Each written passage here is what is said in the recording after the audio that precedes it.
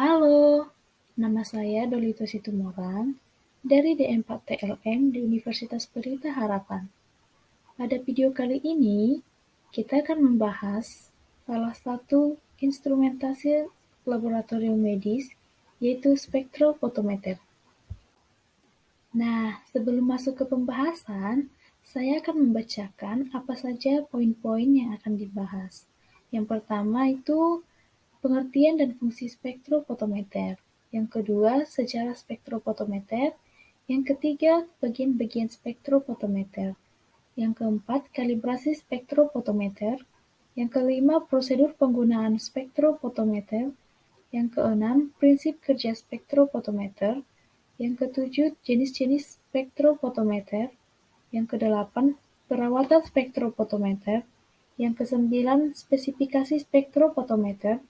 Yang ke-10, hal yang diperhatikan untuk spektrofotometer. Dan yang ke-11, yaitu terakhir, macam-macam belangko. Sejarah spektrofotometer.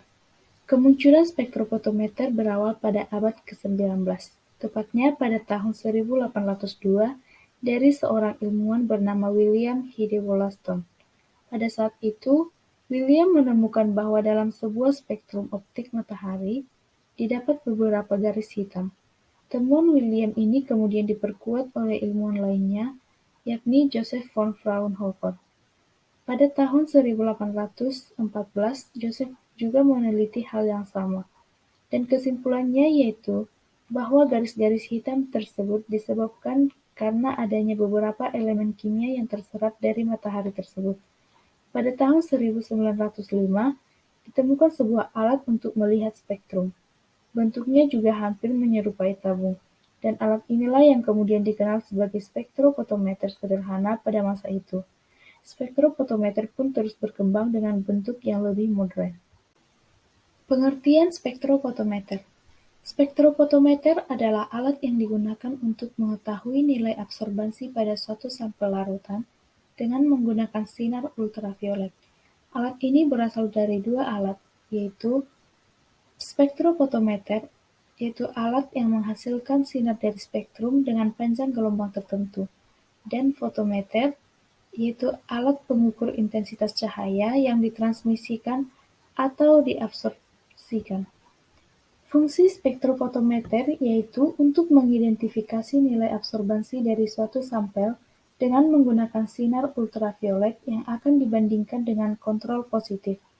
Spektrofotometer dapat menghasilkan nilai absorbansi secara yang pertama pengujian kualitatif, yaitu pengujian yang dilakukan berdasarkan bentuk dan warna sampel. Yang kedua, pengujian kuantitatif, yaitu pengujian yang dilakukan untuk menghasilkan suatu nilai atau angka. Bagian-bagian spektrofotometer. Nah, di sini dapat kita lihat bagian-bagian dari spektrofotometer. Yang pertama ada sampel room yang fungsinya sebagai tempat cuvette. Yang kedua ada sampel hotel fluorode yaitu sebagai sumber cahaya. Yang ketiga ada kontrol panel. Yang keempat ada cuvette yang berfungsi untuk menaruh sampel larutan yang akan diuji yang memiliki bentuk persegi panjang kecil. Kalibrasi spektrofotometer. 1. Kalibrasi panjang gelombang. Dengan menggunakan filter gelas helium oksida yang memiliki panjang gelombang acuan atau nanometer. Memasang filter gelas helium oksida pada kompartemen sampel dan kompartemen pembanding dibiarkan kosong atau udara. Scan spektrum serapan helium oksida, bandingkan panjang gelombang spektrum yang diperoleh dengan data panjang gelombang acuan. Kedua, kalibrasi absorbansi. Buat larutan kalium di kromat 50, tambah 0,5 mg dalam 1 liter, 0,005 mol per liter asam sulfat atau larutan A.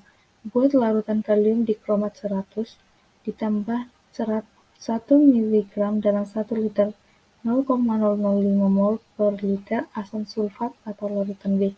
Buat kembali larutan 0,005 mol per liter asam sulfat sebagai pembanding dan bandingkan hasilnya dengan data acuan atau sampel yang hendak digunakan atau plus 2%.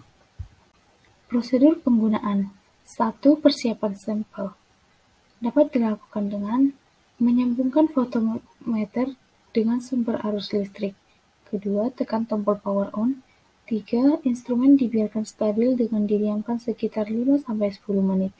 Keempat, sebelum digunakan untuk analisis sampel, alat dicuci dahulu dengan Aquadis atau Aquabidis dengan cara selang aspirator dicelupkan ke dalam Aquadis.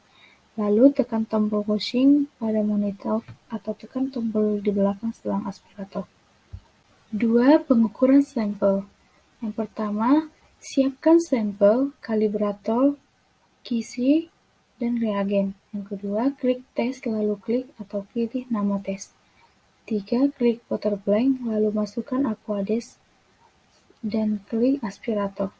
Yang keempat, klik reagen blank, masukkan reagen lalu klik aspirate. 5. Klik kalibrator, masukkan reagen kalibrator lalu klik aspirate. Keenam, klik sampel, masukkan sampel pasien lalu klik aspirate. Pengukuran ini berlaku untuk kisi pada alat. 3. Cara mematikan alat. Yang pertama, cuci dengan disinfektan 10% atau deterjen dan Aquadis, dan bilas menggunakan Aquadis. 2. Setelah itu, cuci dengan udara agar alat yang dilalui cairan akan kering. 3. Alat dibersihkan dengan tisu dan tutup dengan plastik yang telah disediakan agar terhindar dari debu dan kotoran. 4. Tekan tombol off. Prinsip kerja spektrofotometer yaitu berdasarkan dispersi cahaya, yang artinya bila cahaya jatuh pada suatu medium homogen, sebagian dari sinar masuk akan dipantulkan sebagian, diserap dalam medium itu dan sisanya diteruskan. 2. Prinsip hukum Lambert-Beer, hukum yang berhubungan erat dengan penyerapan atau absorpsi dan intensitas cahaya. Jenis-jenis spektrofotometer. Yang pertama ada spektrofotometer UV-Vis. Yang kedua, spektrofotometer FTIR atau FTIR. Yang ketiga, spektrofotometer serapan atom. 4. Spektrofotometer resonansi magnetik inti. 5. Spektrofotometer benda molekuler. Di sini ada istilah absorbansi adalah daya radiasi sinar yang diserap oleh larutan baik itu larutan baku maupun blanko, yang berfungsi untuk mengoreksi adanya sinar yang dipantulkan oleh kuvet dan sinar yang diserap oleh sampel lain.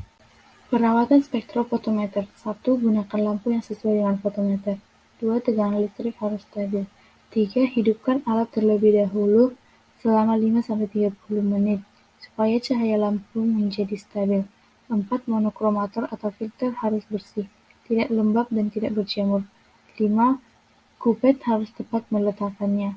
Sisi dilalui cahaya harus menghadap ke cahaya. Bagian tersebut harus bersih, tidak ada bekas tangan atau goresan atau umbing.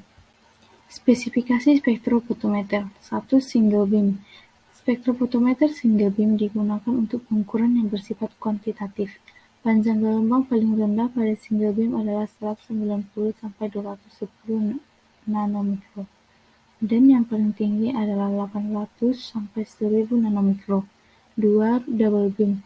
Spektrofotometer double beam akan memiliki dua sinar yang dibentuk oleh potongan sinar.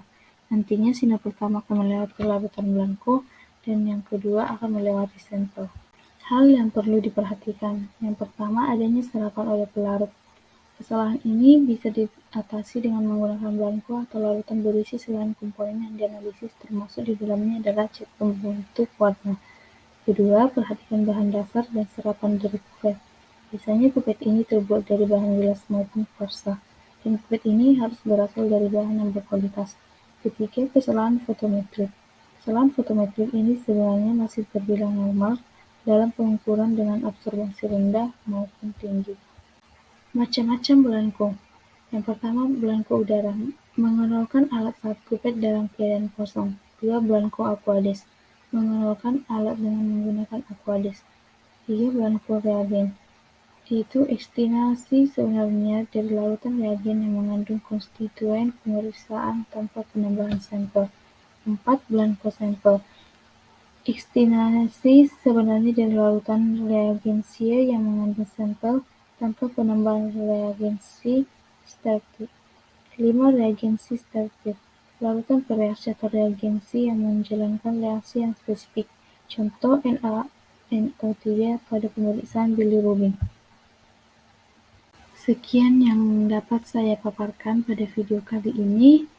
Semoga bermanfaat, dan jika ada kata-kata yang salah, saya minta maaf. Terima kasih.